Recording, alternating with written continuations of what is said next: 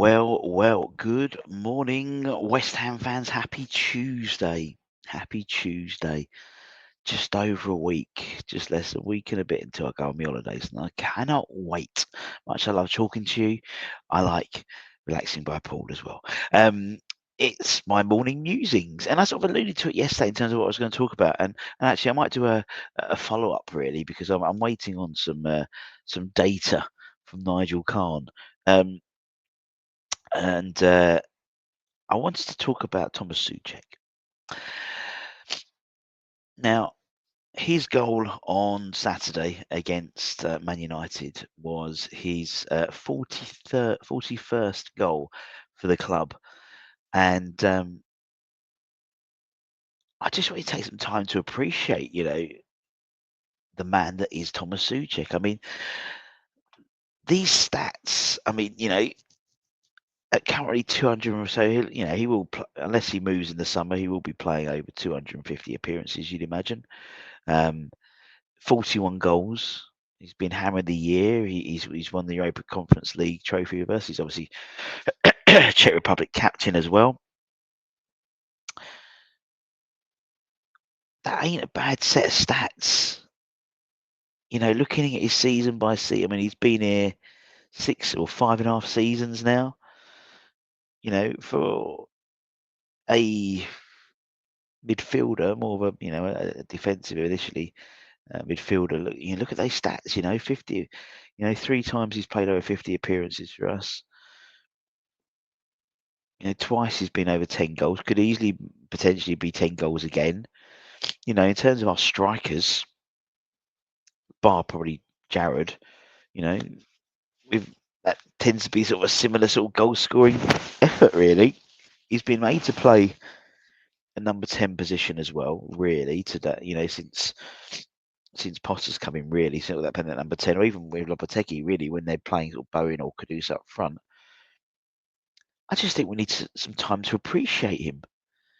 He gets a lot of stick. He's not the best. He's not the most creative player in the world. Granted, we know that.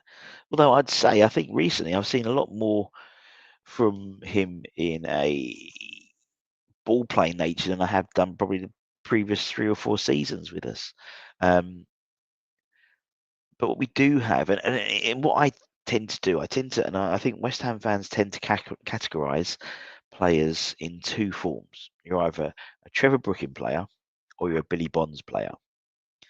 Billy Bonds player, play your heart in your sleeve, keep running, keep going, play for the badge, die for the badge.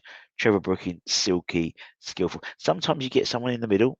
Arguably, maybe someone like a Di Canio would be in the middle. But Thomas Suchek very much is a Billy Bonds type. I'm not saying he's Billy Bonds at all, but a Billy Bonds type player. Not technically gifted, not technically going to beat 3 men and dink into the top corner. Although we have seen something in his locker. Do you remember the goal where he curled it in early this season? But what we do have is someone who plays for his heart on his sleeve. And as West Ham fans, one of the things we always want is our players to try. And there's no denying the fact that Thomas Suchek, every time he crosses that line, he puts it all on the line for him. He's bled more claret in the claret and blue than many of us have. Gets his head on things. And in theory, he helped bring in Vladimir Soufal as well. As part of Agent Suchek, Alex Kroll. Just leave that there. But when you look at him in terms of longevity, this is the Premier League. This is our Premier League all-time goal scorers. He is 7th, one off Trevor Sinclair in terms of goal scorers. Is that right? Actually, now, no, he's not. He's equal. Sorry, I do apologise. He's got 37. Is it 37? No, 36. He has 36 rather. 36 goals. I don't know why Andy Carroll's got an extra bracket after 33, but more than people like Lanzini, more than people can like Canute, Andy Carroll. Indeed, when you look at his 41 goals, that's what Nigel's going to give me. He's going to give me where he sits in the all-time goal scorers of all time at West Ham. He scored. Carrick scored 6 goals in his time at West Ham. Scott Parker 12, Joe Cole 18, Frank Lampard 38. I think he's almost on par with Julian Dix.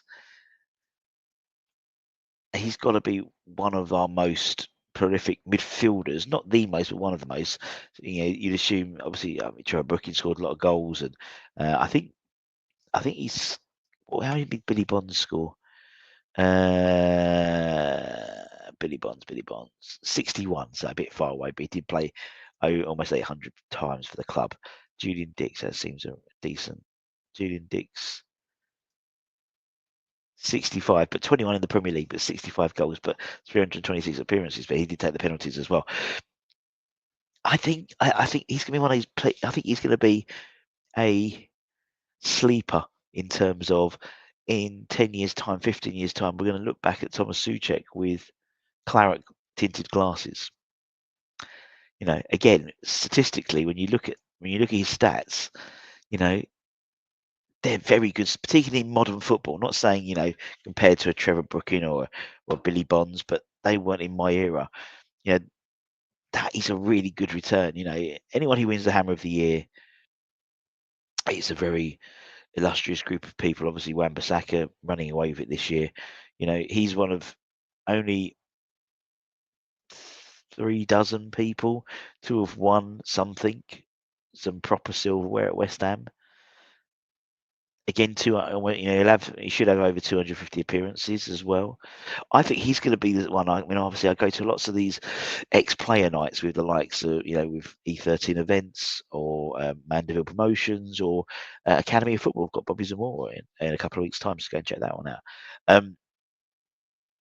I think he's going to be someone who is going to be welcomed back with open arms in the next 10, 15 years' time at these events.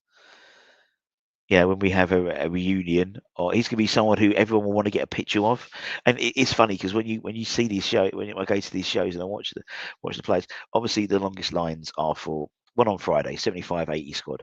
The longest line was the line for Trevor Brooking, and then probably Phil Parks, and then probably someone like Jeff Pike and a David Cross and people like that. So not necessarily, you wouldn't say if you put down the first, someone like Pikey wouldn't necessarily be top of the list if you write them down, but amongst the fan base, they have a real affiliation with Pikey. And same too with Crossy, and and all of them. In fact, they're all revered by the West Ham faithful. But I think someone like Thomas Suchek is going to be one of those people who we're gonna, when he comes to these events in say 15 years' time, he's going to be one that everyone wants their picture taken with. He seems such a nice guy as well, and he tries, and he's not the most creative, and I know he's not. It's not everyone's cup of tea, but for me, when I want a player to cross the field, I want them to play like that I'm playing. I want to play not like shit, but actually much. But what I want to do is play with their heart on the sleeve, play that they mean it, play like it's the last game they'll ever play for the club. And by all accounts, by what we see, I think that's what I get with Thomas. We know over COVID, during the COVID eras, Moyes had to literally lock the gates at Rush Green because him and Vlad were very much going there training every day, and he wanted them to rest. and I love that work ethic, and it's a shame that a lot of others haven't got that work ethic. If we had a team with that same work ethic, not necessarily that creativity, but the work ethic of Thomas Suchek, I think we'd be in a far better place than we are now in terms of the league. Anyway, that's my thoughts. What do you think? I mean, I don't want to say the word legend because by my own standings, he's not a legend yet. Because for me, it's over 250 appearances. And I know he's almost there, but, he's won something. My sort of criteria is he's played over 250 appearances for the club. He's won something. He's won Hammer of the Year, and he has the love of the fan base. The fact is, the fact that he has a chant puts him almost in that bracket. Now, I'm not saying he could, I know it's got people say he wouldn't wipe the boots of Billy Bonds and stuff. I totally get that. But in a modern era, in sort of this Premier League era, in this 2025 era, I think we'll be looking at him in higher stead in the next when he retires and he leaves the club. Anyway, that's my music. A bit different, a bit more of a happier. You know, we've only got 2 games left for the season. That's why I'm happy. And I've just realised it's just less than 9 days until I go on holiday. That's why I'm happy. Anyway, we'll be back later. Take care. Much love. See you soon. Don't forget to give it a like. I always forget. Don't forget to give it a like, a comment, a share if you enjoy these musings and stuff, because we'll keep doing them. Although there might be a break in play because I will be um, on the beach, literally on the beach. We're not on the beach by the pool. But yeah, we'll have loads of stuff. We've got loads of stuff coming over the summer as well. We've got some really cool interviews. We've got some really good guests, some very good guests hopefully lined up as well. So keep an eye on the channel as per usual. Take care, stay safe, stay warm, stay humble, keep the faith, and come on, you ruddy irons. Much love. Bye bye.